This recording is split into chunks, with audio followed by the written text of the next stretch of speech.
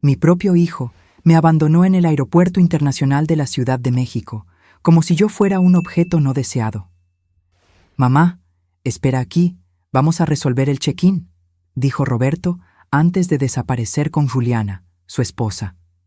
3 horas después, entendí que no regresarían. Yo, Elena Vieira, 65 años, profesora jubilada, estaba sola con $200 en la cartera y el corazón destrozado. Lo que no sabían era que esta señora de cabello canoso estaba a punto de demostrar que la experiencia supera la crueldad. Pero antes de continuar, verifica si ya estás suscrito al canal y escribe en los comentarios: ¿desde dónde estás viendo este video? Nos encanta saber hasta dónde están llegando nuestras historias. Aquella mañana de septiembre, desperté animada. Roberto me había invitado a pasar un fin de semana familiar en la playa. «Mamá, mereces descansar. Hace tiempo que no viajamos juntos». Arreglé mi pequeña maleta y esperé ansiosamente en la puerta de casa. Cuando el coche de Roberto se estacionó, noté algo extraño en el comportamiento de él y de Juliana. Miradas intercambiadas, sonrisas contenidas, conversaciones susurradas. «¿Está todo bien?», pregunté, intentando disimular mi inquietud. «Claro, mamá, solo un poco atrasados», respondió Roberto, evitando mi mirada. En el camino hacia lo que yo pensaba que era el litoral, Juliana sugirió un cambio de planes. «Elena, estábamos pensando en darte una sorpresa. ¿Y si, en lugar de la playa, fuéramos a Cancún? Siempre quisiste conocer el Caribe mexicano, ¿no es así?» Mi corazón se aceleró. «¿Un viaje en avión?» No viajaba desde que mi marido Carlos había fallecido, 5 años atrás. «Sería maravilloso», respondí, genuinamente feliz con la idea. Fue cuando entendí por qué estábamos yendo al aeropuerto. O al menos, fue lo que pensé entender. «Mamá, espera aquí con la maleta. Vamos a hacer el check-in y volvemos enseguida», dijo Roberto, señalando un banco cerca de la entrada de la terminal. «¿No quieres que vaya contigo?», pregunté confundida. «No hace falta». «Tranquila, que lo resolvemos todo rapidísimo», respondió Juliana con una sonrisa que ahora reconozco como falsa. Se alejaron, conversando en voz baja, y algo en mi interior sonó como una alarma, pero lo ignoré. Al fin y al cabo, era mi hijo, mi único hijo. 1 hora pasó. Después, 2. En la tercera hora, una empleada del aeropuerto se acercó, al ver a una señora sola desde hacía tanto tiempo. «¿La señora está esperando a alguien?» «Mi hijo y mi nuera. Fueron a hacer el check-in», respondí, la voz ya temblorosa por la sospecha que comenzaba a corroerme por dentro. «¿Qué aerolínea?», preguntó ella, amablemente. Fue cuando me di cuenta de que ni siquiera eso sabía. No me habían dicho a dónde íbamos exactamente, qué vuelo, nada. La empleada me acompañó hasta el mostrador de información y después de varios intentos de localizar mi nombre en alguna lista de pasajeros, la dura realidad se impuso. No había ninguna reserva para Elena Vieira en ningún vuelo de aquel día. Intenté llamar a Roberto. Buzón de voz. Mensajes sin respuesta. Después de otra hora intentando contactarlos, recibí un único mensaje. «Mamá, no podíamos más. La casa es nuestra ahora. Dejamos dinero suficiente para que vuelvas al asilo». ¿Asilo? Yo no vivía en ningún asilo. Vivía en mi propia casa, comprada con el sudor del trabajo mío y de Carlos durante 35 años como profesores. La casa que, aparentemente, Roberto ahora consideraba suya. Me senté nuevamente en aquel mismo banco, con las piernas temblorosas, intentando procesar la traición. La gente pasaba apurada, arrastrando maletas, viviendo sus vidas normales mientras mi mundo se desmoronaba. Fue cuando noté un detalle. Mi bolso estaba más ligero. Mis documentos habían desaparecido. Mi identificación, mi CURP, clave única de registro de población, y más alarmante, la escritura de la casa que siempre llevaba conmigo desde la muerte de Carlos, por miedo a perderla.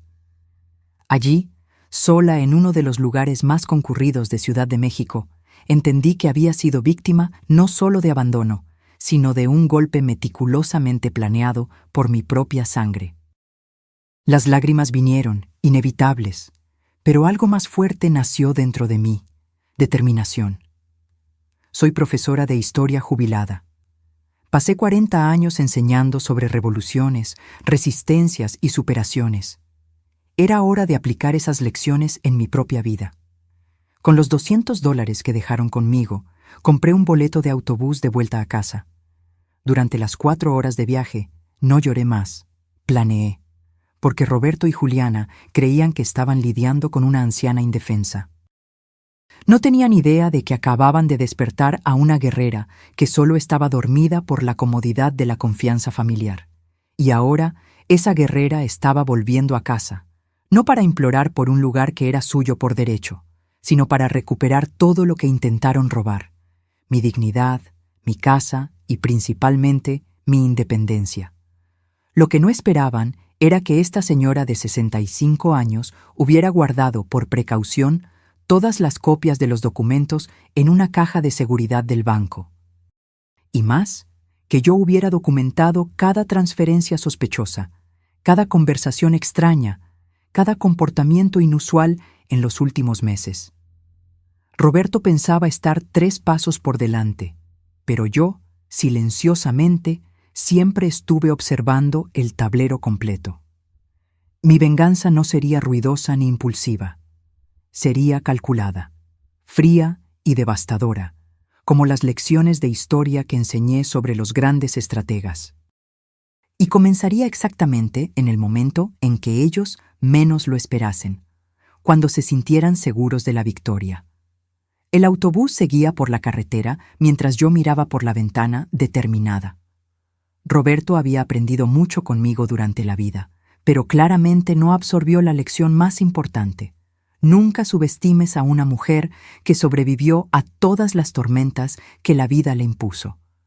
Cuando descendí del autobús aquella noche, mi ciudad parecía diferente. O tal vez era yo quien estaba diferente. No fui a casa inmediatamente. Sabía que Roberto y Juliana estarían allí, saboreando su aparente victoria. En lugar de eso, me dirigí al único lugar donde sabía que encontraría ayuda incondicional: la casa de Margarida, mi amiga de 40 años y ex colega de profesión. «Elena, ¿qué te pasó?», exclamó ella al abrir la puerta y verme parada allí, con una maleta pequeña y ojeras profundas. Durante un té caliente en la acogedora cocina de Margarida, le conté todo. Ella escuchó en silencio, con los ojos cada vez más abiertos con cada detalle de la traición. «Tienes que ir a la policía ahora mismo», dijo cuando terminé. «No», respondí con una calma que me sorprendió incluso a mí. «Todavía no.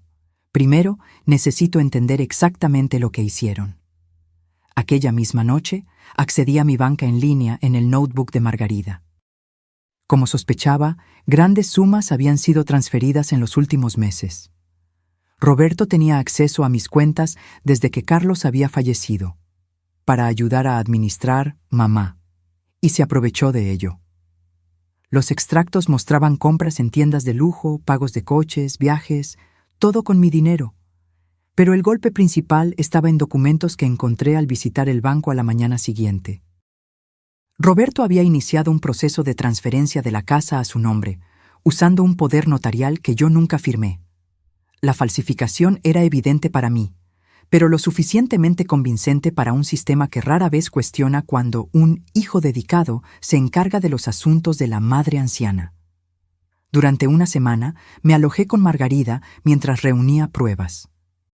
Descubrí que Roberto y Juliana habían contratado incluso a un trabajador social para evaluar mi capacidad mental, pagando por un informe falso que sugería que yo sufría de demencia precoz.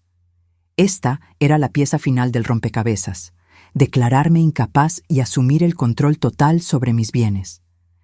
«Esto es criminal», comentó Margarida mientras revisábamos los documentos. «Podrías acabar con ellos en la justicia». «Y lo haré», respondí, «pero no solo en la justicia formal. Quiero que sientan cada segundo de la humillación que intentaron imponerme». Busqué al doctor Paulo, un abogado especializado en derecho del adulto mayor que había dado conferencias en la escuela donde yo enseñaba. Él escuchó mi historia con indignación profesional. «Señora Elena, esto es más común de lo que imagina. La violencia patrimonial contra adultos mayores, especialmente practicada por familiares, es una epidemia silenciosa. Me explicó todas las medidas legales que podríamos tomar, pero también advirtió: el proceso legal puede ser lento. Mientras tanto, ellos continuarán en su casa usando sus recursos. Tengo un plan para eso también, respondí sorprendiéndolo. En los días siguientes, monté mi estrategia. Primero, con la ayuda del doctor Paulo, hicimos una denuncia policial por robo de documentos y falsedad ideológica. Después, conseguimos una orden judicial urgente para bloquear cualquier transacción que involucrara mis bienes. Pero yo sabía que eso no sería suficiente para golpearlos donde realmente importaba, en el orgullo. Roberto siempre fue extremadamente preocupado por su imagen social. Graduado en administración, construyó una carrera como gerente en una empresa respetada, cultivando cuidadosamente la reputación de hombre íntegro y dedicado a la familia. Juliana, por su parte, era activa en grupos de caridad de la iglesia local, siempre publicando en redes sociales sobre valores familiares y cuidado de los ancianos. La hipocresía de ellos sería su propia ruina. Comencé a frecuentar los mismos lugares que ellos: el supermercado donde Juliana hacía las compras, el café cerca del trabajo de Roberto, incluso la iglesia que frecuentaban los domingos. No los abordaba directamente. Solo me hacía visible, descuidada, visiblemente confusa, exactamente la imagen que querían construir de mí. La gente comenzó a notarlo. «Elena, ¿cuánto tiempo? Pensé que estabas viajando, como Roberto comentó», dijo la cajera del supermercado. «¿Viajando? No. Estoy viviendo con una amiga porque mi hijo me quitó la casa», respondí con aire ingenuo. Conversaciones como esta se multiplicaron por la pequeña ciudad. Cuando alguien me preguntaba directamente, yo respondía con hechos simples, sin acusaciones directas. «Fui abandonada en el aeropuerto». «No, no sé por qué». «Sí, mis documentos desaparecieron». «No, no puedo volver a mi casa ahora». En 2 semanas, los primeros resultados aparecieron. Roberto me llamó, furioso. «¿Qué historia es esa que estás esparciendo por la ciudad?» «¿Qué historia, hijo? Solo estoy viviendo mi vida». «La gente está haciendo preguntas en el trabajo». «El pastor me llamó para hablar. Tienes que parar con esto». «¿Parar con qué? ¿De existir? ¿No fue eso lo que quisiste cuando me dejaste en el aeropuerto?» Él colgó abruptamente. 2 días después, Juliana apareció en la casa de Margarida. «Elena, esto tiene que parar», dijo sin saludar. «Estás arruinando nuestra reputación». «Qué interesante», respondí tranquilamente. «Te preocupa más tu reputación que el hecho de que abandonaron a una señora de 65 años en un aeropuerto sin documentos». «¡Fue idea de Roberto!», exclamó ella, revelando la primera grieta en la pareja. «Yo dije que era exagerado, que bastaba con la transferencia de la casa». «¿Entonces admites la transferencia fraudulenta?». Su rostro palideció al darse cuenta del error. «No fue exactamente así». «Fue exactamente así, Juliana. Y tengo pruebas suficientes para mostrar eso a cualquier juez, o pastor, o a tus amigos en la caridad». Ella se fue apresuradamente, pero yo sabía que la semilla de la discordia estaba plantada. El plan estaba funcionando. La tercera fase de mi estrategia involucró a mis exalumnos. Como profesora durante 4 décadas, yo había educado a generaciones en la ciudad. Muchos ocupaban ahora posiciones influyentes. Había periodistas, abogados, funcionarios públicos y empresarios. Organicé un café para matar las nostalgias en la casa de Margarida.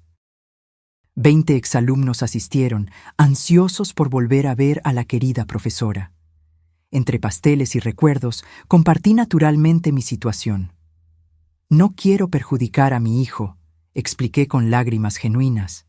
«Solo quiero entender por qué sucedió esto y recuperar lo que es mío por derecho». El efecto fue inmediato. Claudia, editora del periódico local, pidió hacer un reportaje sobre violencia patrimonial contra adultos mayores. Marcos, gerente del banco donde Roberto tenía cuenta, Se ofreció a verificar irregularidades. Teresa, trabajadora social legítima, prometió hacer un informe verdadero sobre mi capacidad mental. La red de apoyo que construí durante toda la vida estaba ahora movilizándose a mi alrededor, no por venganza, sino por justicia, y por primera vez desde el abandono en el aeropuerto, sentí que no estaba sola en esta batalla. A la mañana siguiente, recibí una llamada inesperada. Era Marta, suegra de Roberto y madre de Juliana. Elena, necesito verte. Hay cosas que necesitas saber. El encuentro con Marta fue revelador. Nos reunimos en una pequeña cafetería en el centro de la ciudad, lejos de las miradas curiosas de los conocidos de Roberto y Juliana. Nunca aprobé lo que planearon, comenzó ella, con las manos temblando al sostener la taza de café. Juliana me contó todo hace algunos meses, creyendo que yo la apoyaría. ¿Cómo podría apoyar algo tan cruel? Marta entonces desenrolló una historia que, aunque dolorosa, finalmente tenía sentido. Roberto estaba endeudado. Inversiones arriesgadas, un estilo de vida más allá de sus posibilidades, tarjetas de crédito al límite. La solución más fácil, en su mente, era mi casa, valorada en más de $800,000 y sin hipoteca. El plan inicial era convencerte de vender y vivir con ellos, explicó Marta. Cuando se dieron cuenta de que nunca estarías de acuerdo, decidieron algo más, drástico. ¿Por qué no me contaste antes? Intenté disuadirlos, lo juro. Cuando supe que realmente iban a seguir con eso, te llamé aquella mañana, pero Roberto contestó tu celular. Dijo que estaban saliendo a dar un paseo y que tú llamarías después. Sentí un escalofrío al recordar que, de hecho, no encontré mi celular aquella mañana. Roberto dijo que yo debía haberlo dejado en casa y que no había tiempo para buscar. Después de que supe lo que pasó, me enfermé de preocupación. Pero tenía miedo de involucrarme más, de empeorar las cosas. Cuando vi el reportaje en el periódico de ayer, supe que necesitaba hablar contigo. El reportaje que Claudia escribió, aunque sin citar nombres, describía claramente un caso de violencia patrimonial contra una respetada educadora local. La comunidad estaba indignada. Juliana está destrozada, continuó Marta. Están peleando constantemente. Roberto la culpa por haber hablado conmigo. Ella lo culpa a él por toda la idea. Pero lo peor es lo que hicieron con la casa. ¿Qué pasa con la casa?, pregunté, sintiendo mi corazón acelerar. Ya gastaron casi todo el dinero de la hipoteca que hicieron. ¿Hipoteca? Pero la transferencia aún no ha concluido. Usaron documentos falsos, Elena. Un esquema complicado con un notario deshonesto de otra ciudad. Consiguieron una hipoteca de $500,000 contra la propiedad. Sentí la sangre helarse. No solo habían intentado robar mi casa, ya la habían comprometido financieramente. El doctor Paulo me había advertido sobre esa posibilidad, pero no imaginé que conseguirían actuar tan rápido. ¿Dónde está el dinero ahora? Parte fue para pagar deudas, parte para un coche nuevo para Roberto, parte para reformas en la casa, tu casa. El resto, sinceramente, no sé. Salí de aquel encuentro con una mezcla de shock y determinación renovada. Llamé inmediatamente al doctor Paulo. «Necesitamos actuar ahora», dijo él después de escuchar la nueva información. «Vamos al juez hoy mismo con una solicitud de búsqueda y embargo. Tenemos pruebas suficientes de fraude documentado». Las siguientes 24 horas fueron un torbellino. El juez, sensibilizado con el caso e impresionado con la cantidad de pruebas que habíamos reunido, emitió no solo la orden de búsqueda y embargo, sino también un mandato de desalojo de emergencia contra Roberto y Juliana. «No es común en casos familiares», explicó el doctor Paulo, pero el juez entendió que hay riesgo de dilapidación completa del patrimonio y daños irreparables.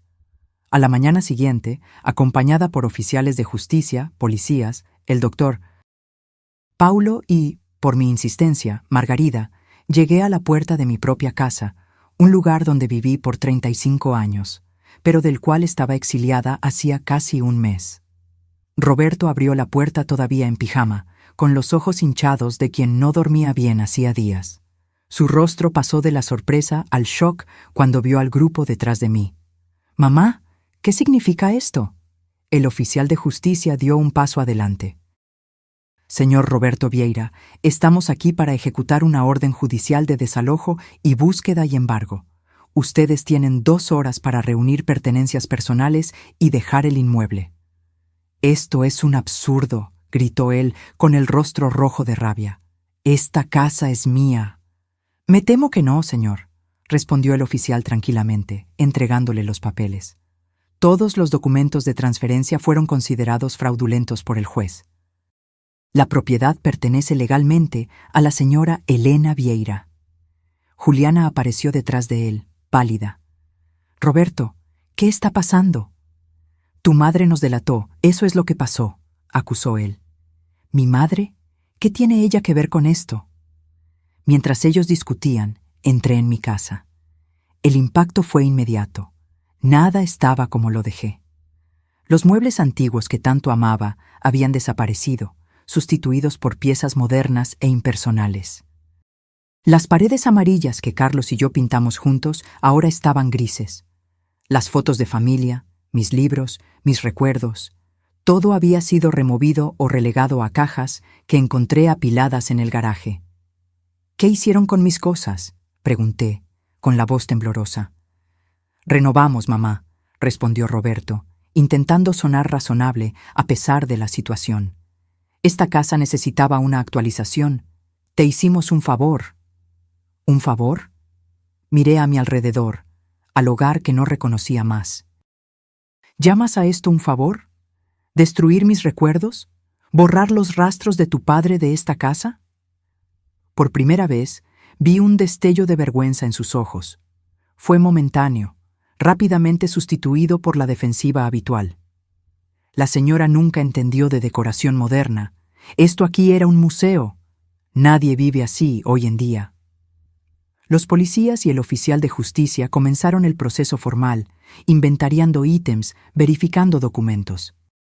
Juliana, en pánico, corría de un lado a otro juntando ropa y objetos personales. Roberto, después de algunas tentativas inútiles más de argumentar, se encerró en el escritorio con el celular, probablemente llamando a algún abogado. Margarida puso el brazo alrededor de mis hombros. «Está todo bien, Helena. Vas a recuperar tu casa. La decoración puede ser rehecha». «No son solo los muebles», respondí, las lágrimas finalmente venciendo mi determinación. «Es la sensación de violación.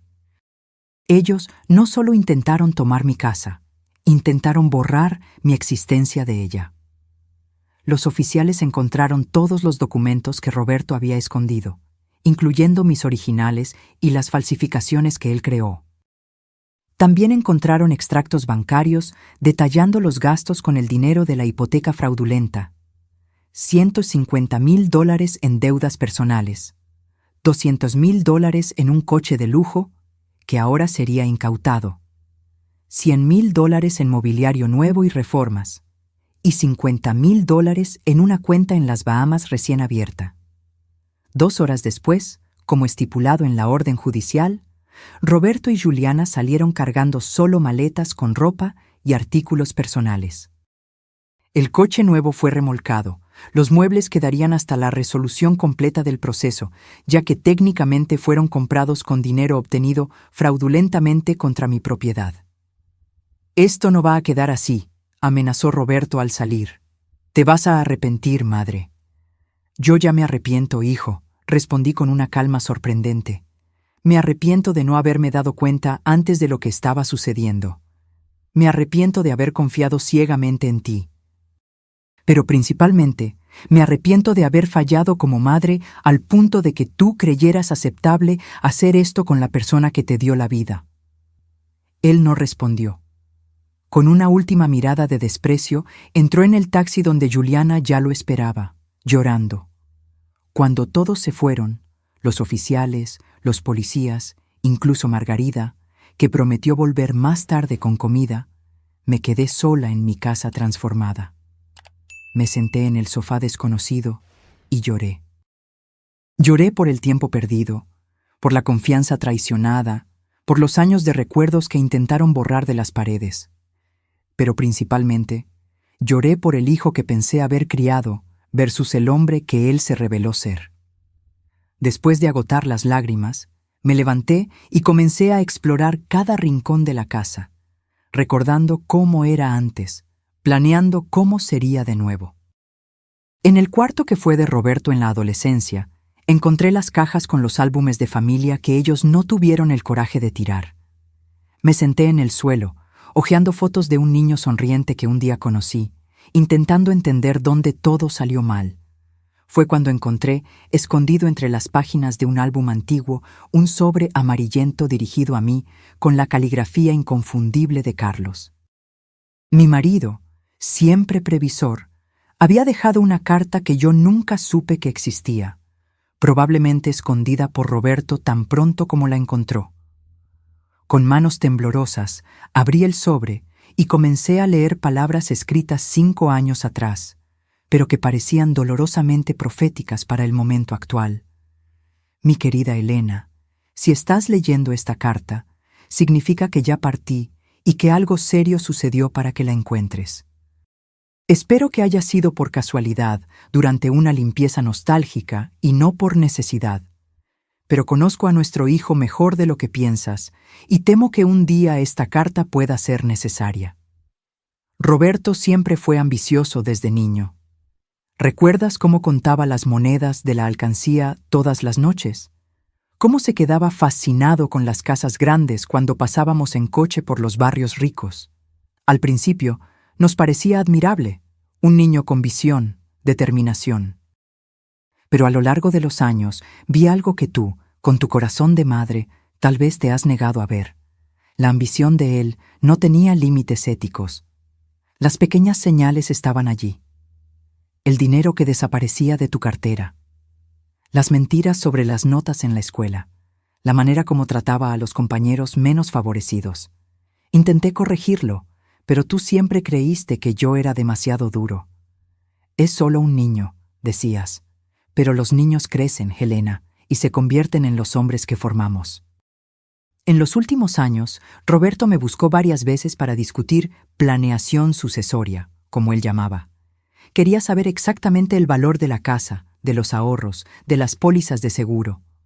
Al principio, creí que era preocupación legítima por nuestro bienestar. Después, me di cuenta de que era cálculo. Por eso tomé algunas precauciones que tú no sabes. Primero, registré todo exclusivamente a tu nombre después de mi jubilación. La casa, el coche, los ahorros, todo está registrado solo como tuyo, no como nuestro. Esto impide que la mitad vaya automáticamente a Roberto como herencia mía. Segundo, abrí una cuenta a tu nombre en el Banco de la Seguridad, sucursal central, que Roberto desconoce. Transferí allí una cantidad significativa, no todo, pues eso despertaría sospechas, pero lo suficiente para garantizar tu independencia en caso de que algo suceda. La contraseña es nuestro aniversario de bodas, seguido por el código que usábamos en la puerta de la sala de profesores. ¿Recuerdas? Tercero, y tal vez más importante, contraté discretamente al doctor Paulo Méndez para ser tu abogado en caso de necesidad. Él tiene copias de todos los documentos importantes e instrucciones para ayudarte si Roberto intenta algo. El número de él está grabado en aquel llavero de madera que te di en nuestro último aniversario. No es solo decorativo. Elena, sé que te estás preguntando por qué nunca te conté sobre estas sospechas. La verdad es que no estaba seguro, y la idea de envenenar tu relación con nuestro único hijo me parecía demasiado cruel. Tal vez estoy equivocado. Tal vez Roberto sea exactamente el hijo amoroso que tú crees que es, y esta carta nunca sea necesaria. Recé para que así fuera. Pero si estás leyendo esto en un momento de crisis, debes saber que no estás sola. Siempre fuiste más fuerte de lo que piensas, Elena. Fuiste tú quien enfrentó a la dirección de la escuela cuando intentaron censurar tus materiales sobre la dictadura. Fuiste tú quien organizó la huelga del 89 que garantizó nuestros derechos. Fuiste tú quien educó a generaciones de jóvenes a pensar críticamente. Usa esa fuerza ahora. No permitas que el dolor o la traición te definan. lucha por lo que es tuyo, pero no pierdas tu esencia en el proceso. La venganza puede parecer dulce, pero la justicia verdadera es más satisfactoria y te permitirá dormir en paz. Y recuerda siempre, nuestro valor no está en la casa o en los ahorros. Está en las vidas que tocamos, en los alumnos que inspiramos, en el amor que compartimos. Eso nadie puede robártelo. Con todo mi amor, hoy y siempre, Carlos. Las lágrimas corrían por mi rostro mientras doblaba cuidadosamente la carta. Carlos, incluso ausente desde hacía 5 años, todavía cuidaba de mí. Todavía me protegía. Y más importante, me recordaba quién era yo realmente. Sequé las lágrimas y tomé el llavero de madera que usaba desde que Carlos me lo dio, pero nunca había examinado con atención. Girándolo en mis manos, noté una pequeña protuberancia. La presioné y un compartimento secreto se abrió, revelando un pequeño papel con un número de teléfono, exactamente el mismo de la tarjeta que el doctor Paulo me había dado semanas atrás. Carlos había previsto todo. ¿Y aquella cuenta bancaria desconocida? ¿Seguiría existiendo? Con las manos temblando, marqué el número del Banco de la Seguridad. Me gustaría verificar una cuenta a mi nombre, Elena Vieira. La cuenta habría sido abierta hace aproximadamente 5 años por mi difunto marido, Carlos Vieira. Después de algunas verificaciones de seguridad, la asistente confirmó: «Sí, señora Elena, la cuenta está activa y tiene un saldo actual de $387,942,153 con los intereses acumulados». Casi dejo caer el teléfono. Carlos no solo había previsto los problemas, me había dado los medios para resolverlos. Con ese dinero podría restaurar la casa, recuperar muebles similares a los que perdí, y todavía me sobraría para vivir cómodamente durante años. Aquella noche dormí en el cuarto de huéspedes, ya que mi cuarto había sido completamente remodelado con una cama extraña y decoración impersonal. Pero, por primera vez en semanas, dormí profundamente, con la carta de Carlos bajo la almohada y un plan claro para el futuro. A la mañana siguiente, comencé la reconstrucción. Llamé al doctor Paulo para informarle sobre la cuenta secreta y discutir los próximos pasos legales. La hipoteca fraudulenta sería impugnada, y aunque el proceso podría tardar, las posibilidades eran buenas, considerando las pruebas contundentes de fraude. El banco que concedió la hipoteca tendrá que asumir la pérdida, explicó el doctor Paulo. No realizaron la debida diligencia al verificar los documentos. La casa permanecerá tuya, sin deudas. Enseguida llamé a Margarida y a otras amigas profesoras. En pocas horas, ellas organizaron un voluntariado de limpieza y reorganización. Más de 10 excolegas aparecieron, trayendo comida, productos de limpieza y algo aún más valioso: solidaridad. «Vamos a limpiar esa energía negativa de tu casa, Elena», dijo Lourdes, mi amiga de 30 años, abriendo todas las ventanas. Mientras las mujeres trabajaban, les conté sobre la carta de Carlos. No había vergüenza en compartir la historia ahora. La ciudad entera ya sabía sobre el golpe de Roberto a través del reportaje del periódico. «Carlos siempre fue un hombre prudente», comentó Ivone, que también había conocido a mi marido. «Siempre decía que esperaba lo mejor de las personas, pero se preparaba para lo peor». «Quisiera que él estuviera aquí», confesé, sintiendo su falta con renovada intensidad. «Él está, querida», respondió Lourdes, señalando mi corazón. Y por la carta, parece que nunca se fue realmente. Durante las semanas siguientes me dediqué a recuperar mi casa. No podría restaurarla exactamente como era. Algunos objetos eran irreemplazables, como el sillón donde Carlos leía el periódico o el reloj de pared que ganamos de regalo de bodas.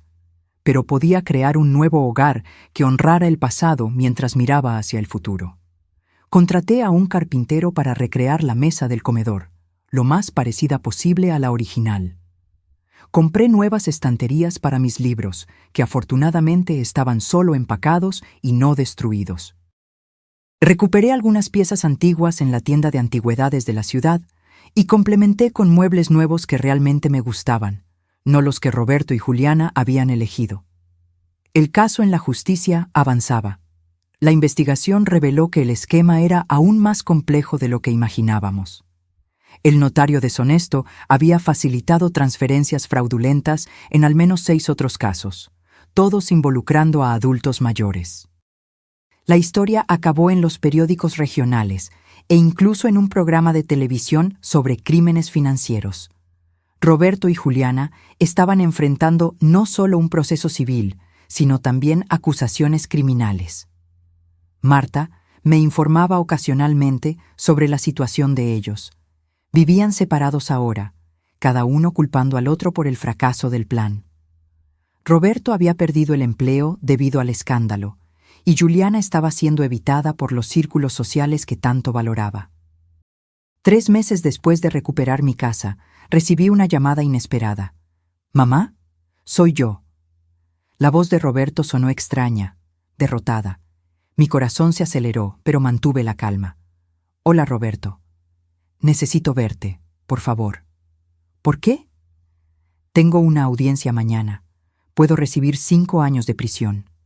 Entonces era eso. Él no estaba arrepentido, estaba desesperado. «¿Y qué esperas que yo haga?» «Si retiraras las acusaciones, si dijeras que fue todo un malentendido». «No puedo hacer eso, Roberto. No fue un malentendido». Silencio en la línea. Luego, «Por el amor de Dios, madre, soy tu hijo. ¿Vas a dejar que tu único hijo vaya a la cárcel?» La pregunta flotó en el aire por algunos instantes.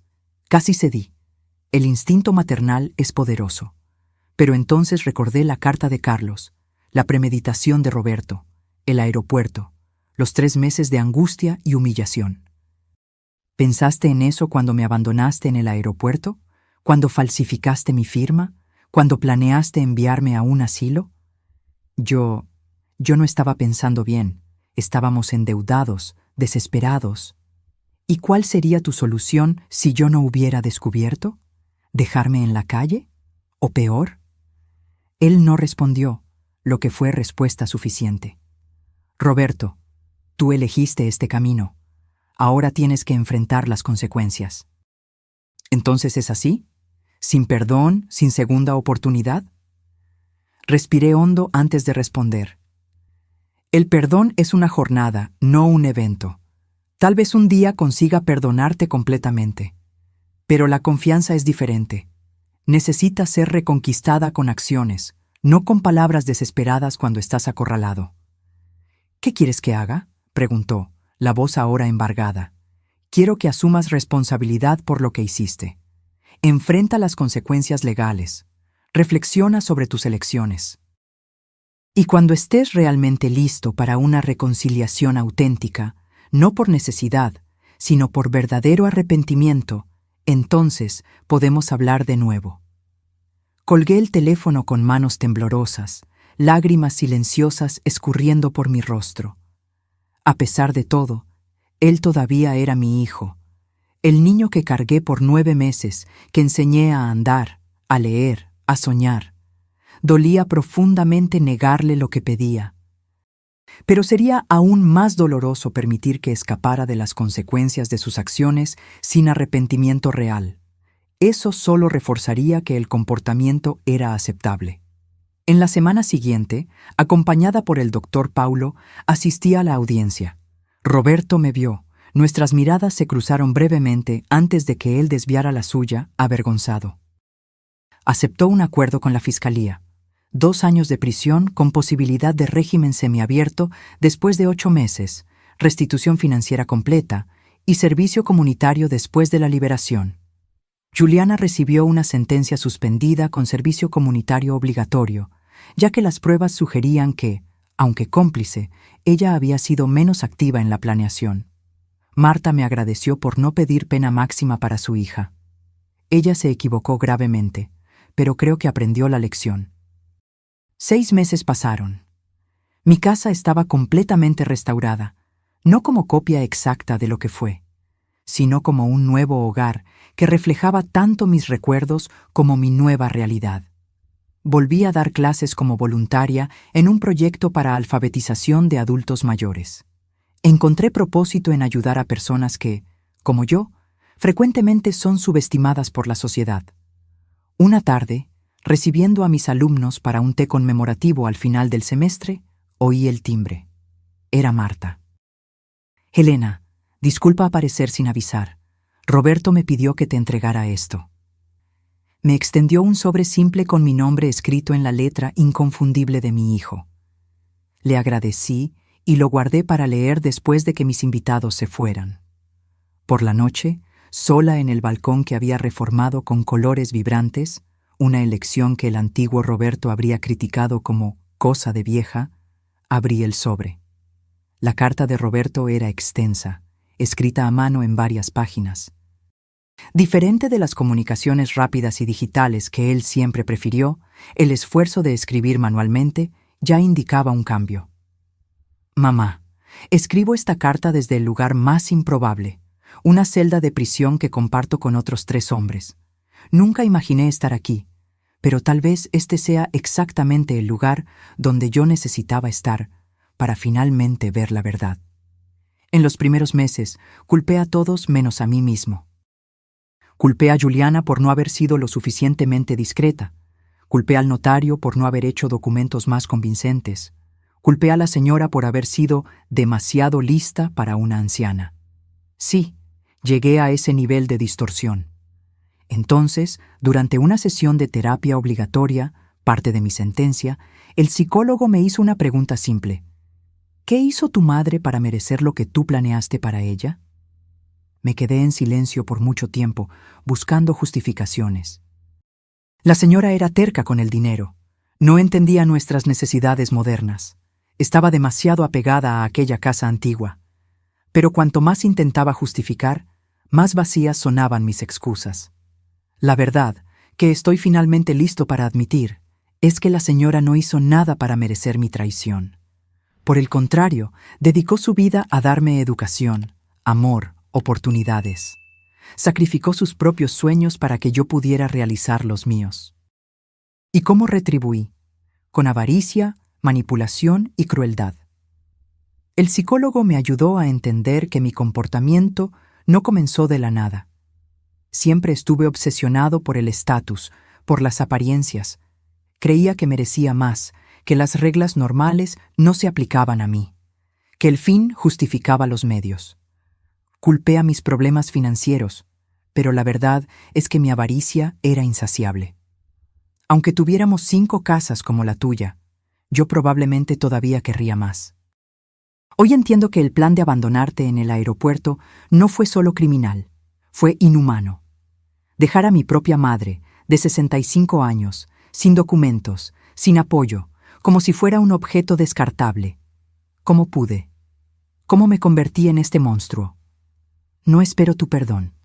Sinceramente no creo que lo merezca. Pero quiero que sepas que estoy trabajando para convertirme en una persona mejor. Alguien que pueda un día mirarse al espejo sin vergüenza. Alguien que honre el sacrificio que la señora y mi padre hicieron por mí, en lugar de traicionarlo. Si un día, cuando yo salga de aquí, la señora permite que yo demuestre este arrepentimiento con acciones, seré eternamente agradecido. Si no, lo entenderé. En ambos casos, pasaré el resto de la vida intentando compensar el mal que causé, a ti y a todos los que lastimé con mi arrogancia y egoísmo. Con profundo arrepentimiento y respeto tardío, Roberto. Leí la carta 3 veces, las emociones oscilando entre escepticismo, esperanza, dolor y un tímido alivio. ¿Sería sincero o solo otra manipulación de un hombre desesperado por mejorar su situación? No tenía respuestas todavía, solo la certeza de que necesitaba tiempo para procesar esas palabras. Guardé la carta en la gaveta del escritorio y decidí que no respondería inmediatamente. El tiempo diría si el arrepentimiento de Roberto era genuino. En las semanas siguientes recibí 2 cartas más de él. No mencionaban perdón o peticiones, solo compartían reflexiones sobre su infancia, recuerdos de momentos familiares y observaciones sobre su proceso terapéutico en la prisión. Parecía estar realmente haciendo un trabajo interno, aunque fuera imposible tener certeza a distancia. Después de 3 meses de correspondencia unilateral, decidí responder. Mi carta fue breve. Roberto, recibí tus cartas. No puedo decir que estoy lista para perdonar completamente, pero reconozco tus esfuerzos para reflexionar sobre tus acciones. Eso es un comienzo. Me preguntas sobre mi día a día. Retomé la enseñanza como voluntaria. Estoy ayudando a adultos mayores a aprender a leer y escribir. Es gratificante ver a personas de mi edad o mayores descubriendo nuevos mundos a través de las palabras. La casa está diferente ahora. No intenté recrear exactamente lo que era antes. Algunas cosas, cuando se rompen, no vuelven a la forma original. Pero creamos algo nuevo a partir de los fragmentos. Encontré la carta que tu padre dejó para mí. Él siempre fue más perspicaz sobre ti de lo que yo quise admitir. Tal vez ambos fallamos contigo de maneras diferentes. Él siendo demasiado duro, yo demasiado permisiva. Los extremos rara vez producen equilibrio. No sé qué le depara el futuro a nuestra relación. Por ahora, estoy dispuesta a continuar esta correspondencia, un paso a la vez. Elena. Nuestro intercambio de cartas continuó por meses. Gradualmente, Roberto comenzó a hacer preguntas sobre Carlos, sobre nuestra vida antes de que él naciera, sobre elecciones que hicimos como padres. Me di cuenta de que, tal vez por primera vez, él estaba realmente interesado en entender quiénes éramos como personas, no solo como figuras parentales que existían para atender sus necesidades. 8 meses después de su prisión, Roberto consiguió la progresión al régimen semiabierto. Podía trabajar durante el día, volviendo a la prisión por la noche. Consiguió un empleo como asistente administrativo en una pequeña empresa. Nada comparado con el cargo gerencial que tenía antes, pero era un nuevo comienzo. Fue cuando recibí una llamada de él. «Mamá, ¿puedo visitarte el próximo domingo? Entiendo si es muy pronto». Hesité. ¿Estaba lista para verlo personalmente? ¿Para enfrentar al hijo que había planeado mi exilio? «Ven a almorzar», respondí finalmente. Mediodía. El domingo llegó con una ansiedad casi palpable. Preparé una comida simple: arroz, frijoles, la lasaña que a él le gustaba en la infancia. Nada extravagante, pero suficiente para indicar que no era solo una visita formal. A las 11:55 sonó el timbre. Roberto estaba puntual, algo raro en el pasado. Abrí la puerta y el shock fue inmediato. Mi hijo había cambiado drásticamente. Más delgado, cabellos canosos en las sienes que no estaban allí antes, ojeras profundas. Los 8 meses de prisión habían cobrado su precio físico. Pero fue su mirada lo que más me impactó. Los ojos arrogantes que siempre parecían evaluar todo con desdén, ahora estaban bajos, casi humildes. «Hola, mamá», dijo simplemente, sin intentar un abrazo, respetando el espacio que yo no había ofrecido todavía. «Entra, Roberto». Él me siguió hasta la sala, mirando a su alrededor con curiosidad. La casa está diferente, más colorida. Sí, decidí que era hora de cambios. Combina contigo. Siempre te gustaron los colores vivos, recuerdo tu ropa de profesora. Este comentario me sorprendió. Roberto raramente notaba detalles sobre mí. El almuerzo comenzó tenso, con conversaciones superficiales sobre el clima, las noticias, mi trabajo voluntario. Evitábamos al elefante en la sala. Todo lo que había sucedido, todo lo que todavía necesitábamos procesar. Fue Roberto quien finalmente rompió la barrera. «Mamá, sé que las palabras no son suficientes, pero necesito decirte personalmente. Lo siento mucho, profunda, verdaderamente arrepentido». Puse los cubiertos en la mesa, observándolo atentamente. «¿Por qué, Roberto?» Es lo que nunca entendí. ¿Por qué llegar a tal extremo? Podrías haber pedido ayuda financiera. Podrías haber sido honesto sobre tus dificultades. Él respiró hondo, los ojos fijos en la comida que apenas había tocado. No fue solo por dinero, aunque me convencí de eso en la época. Fue orgullo, vergüenza. No conseguía admitir que había fracasado financieramente, que había tomado malas decisiones. Era más fácil tomar lo que creía que merecía que admitir que no lo merecía. ¿Y eso justificaba abandonarme como basura? Nada lo justifica, respondió inmediatamente. Absolutamente nada. Me convertí en un monstruo, mamá. Construí una fortaleza de justificaciones. Me convencí de que estaba haciendo lo necesario, que en el fondo la señora estaría bien, que tal vez sería incluso mejor para ti estar en un lugar adecuado para tu edad. Un asilo. Sí, me mentí a mí mismo que sería un lugar bueno, confortable. Pero la verdad es que ni siquiera investigué lugares. No me importó realmente tu bienestar. Solo quería tu dinero y tu casa. La honestidad brutal me tomó desprevenida. No había más excusas, solo la verdad cruda. ¿Qué cambió, Roberto? ¿Cómo sé que esto no es solo otro plan, otra manipulación? Él levantó los ojos, encontrando los míos por primera vez. No puedes saberlo con certeza. Yo mismo estoy aprendiendo a confiar en ese cambio. Todo lo que puedo ofrecer son acciones consistentes a lo largo del tiempo, no promesas vacías. Nos quedamos en silencio por algunos minutos, cada uno absorbiendo el peso de aquella conversación.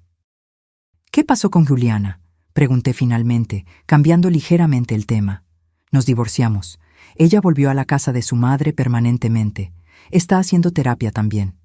¿Y tu futuro? ¿Tienes planes? Estoy reconstruyendo desde cero. Cuando termine mi pena, pretendo trabajar con educación financiera para personas endeudadas, usar mi propia historia como alerta, mostrar que la avaricia y los atajos ilegales solo llevan a la destrucción. Asentí, todavía cautelosa, pero notando la ausencia de grandiosidad en sus planes. Una buena señal. El antiguo Roberto habría hablado de reconstruir un imperio, de probarles a todos que todavía era exitoso. Cuando él estaba a punto de irse, al final de la tarde, se detuvo en la puerta. «Mamá, no espero volver a nuestra antigua relación. Sé que rompí algo precioso e irreemplazable, pero si me lo permites, me gustaría construir algo nuevo. No como hijo que exige, sino como persona que respeta a otra persona. Un paso a la vez». «Un paso a la vez», concordé. «Es todo lo que puedo ofrecer ahora». Él asintió, aceptando esos términos limitados con una humildad que jamás había demostrado antes. En los meses siguientes, Roberto cumplió su palabra. Visitas quincenales, siempre respetuosas, siempre manteniendo distancia emocional apropiada. Pequeños gestos. Arreglar un grifo roto, ayudar a cargar compras pesadas, sin exigir reconocimiento o gratitud.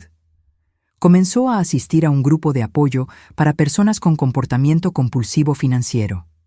Inició un blog anónimo compartiendo su jornada de recuperación y alertando sobre los peligros de la avaricia descontrolada. Un año después de su liberación definitiva, recibí una invitación inesperada. Roberto había organizado una ceremonia de graduación para los adultos mayores del proyecto de alfabetización donde yo trabajaba. Consiguió donaciones de empresas locales, organizó un pequeño cóctel, certificados impresos, incluso un fotógrafo voluntario. ¿Por qué?, pregunté cuando él me contó sobre la sorpresa. Porque tu trabajo importa, porque esas personas merecen reconocimiento, porque quiero apoyar lo que es importante para ti, sin tomar para mí, sin controlar, solo contribuyendo. La ceremonia fue un éxito. 20 adultos mayores, entre 70 y 92 años, recibiendo sus certificados de alfabetización, muchos llorando por finalmente poder leer y escribir. Roberto permaneció discretamente entre bastidores, ayudando con la logística, nunca buscando crédito o atención. Al final de la noche, mientras los invitados se iban, lo encontré organizando las sillas. «Gracias por esto», dije sinceramente. Significó mucho para ellos y para mí. «Fue un placer, mamá». Verte enseñar es inspirador, siempre lo fue. Una pequeña chispa de reconexión genuina se encendió entre nosotros en aquel momento. No perdón completo, no confianza irrestricta. Esas, tal vez, nunca regresarían íntegramente.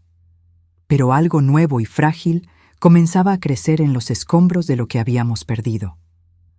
Hoy, 3 años después del fatídico abandono en el aeropuerto, nuestra relación continúa en evolución. Roberto vive en un apartamento modesto, trabaja en una ONG de educación financiera y mantiene una vida simple. No intentamos fingir que el pasado no sucedió. Él está siempre presente, como una cicatriz que ocasionalmente duele cuando el tiempo cambia.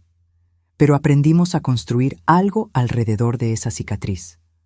No una relación madre-hijo tradicional, sino una conexión entre dos personas adultas que reconocen tanto el daño como la posibilidad de cura. En cuanto a mí, aquella señora abandonada en el aeropuerto con $200 en la cartera ya no existe. En su lugar está una mujer de 68 años que descubrió su propia fuerza, que reconstruyó su vida en sus propios términos, que aprendió que incluso en las mayores traiciones pueden existir semillas de transformación. Mi casa ahora es verdaderamente mía, no solo legalmente, sino espiritualmente. Cada rincón refleja mis elecciones, mis gustos, mis historias. Las fotografías de Carlos continúan en las paredes, pero también hay nuevos cuadros, de viajes que hice sola, de celebraciones con mis alumnos adultos mayores, de momentos que representan mi independencia reconquistada. Y en la mesa de noche guardo 2 cartas. Una de Carlos, recordándome que siempre fui más fuerte de lo que pensé. Y una de Roberto, un recordatorio de que incluso las relaciones más dañadas pueden encontrar nuevos caminos, si hay coraje para enfrentar la verdad y persistencia para reconstruir ladrillo a ladrillo. La traición nunca desaparece completamente, se vuelve parte de la historia, un capítulo doloroso pero instructivo.